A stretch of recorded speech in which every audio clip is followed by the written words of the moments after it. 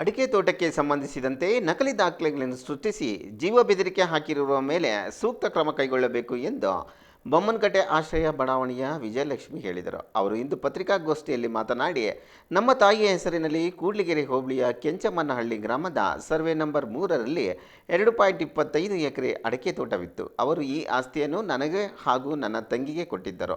2022ರ ಜನವರಿ 31ರಂದು ಜಂಟಿ ವಿಲ್ ಮಾಡಿಸಿ ರಿಜಿಸ್ಟರ್ ಮಾಡಿಸಿರುತ್ತಾರೆ.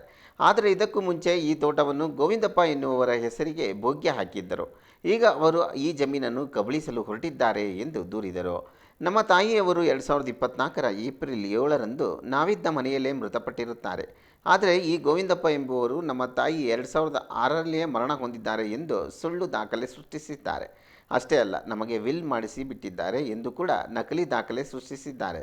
ಈಗ ಕೇಳಲು ಹೋದರೆ ಜೀವ ಬೆದರಿಕೆ ಹಾಕುತ್ತಾರೆ ಎಂದು ಆರೋಪಿಸಿದರು.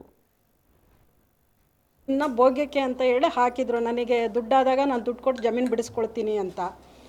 ಆದರೆ ಅವರು ನಮ್ಮ ತಾಯಿಗೆ ತೀರಾ ಹುಷಾರಿಲ್ಲದೆ ಇದ್ದಾಗ ಈಗ ಒಂದು 2-3 ವರ್ಷದಿಂದ ನಮ್ಮ ಮನೇಲಿ ಬಂದು ನಮ್ಮ ತಂಗಿ ಮನೇಲೇ ಇದ್ದರು. ನಾವು ನಮ್ಮ ತಂಗಿ ಇಬ್ಬರು ಅವ್ರನ್ನ ನೋಡ್ಕೊಳ್ತಾ ಇದ್ವಿ. ನಮ್ಮ ಅಣ್ಣವರು ಯಾರು ಅದ್ರ ಬಗ್ಗೆ ಏನೂ ತಲೆ ಕೆಡಿಸ್ಕೊಳ್ಳಿಲ್ಲ, ಜಮೀನು ಬಗ್ಗೆನೂ ತಲೆ ಕೆಡಿಸ್ಕೊಳ್ತಾ ಇರಲಿಲ್ಲ. ಹಂಗಾಗಿ ಇವರು ಯಾರೂ ಅದ್ರ ಬಗ್ಗೆ ಗಮನ ಹರಿಸ್ತಾ ಇಲ್ಲ ಅಂತ ಅಂದ್ಬಿಟ್ಟು ಆ ಗೋವಿಂದಪ್ಪ ಅವರು ಏನು ಮಾಡಿದ್ದಾರೆ, ನಮ್ಮ ತಾಯಿ 2006ರಲ್ಲೇ ಡೆತ್ ಆಗಿದ್ದಾರೆ ಅಂಥೇಳಿ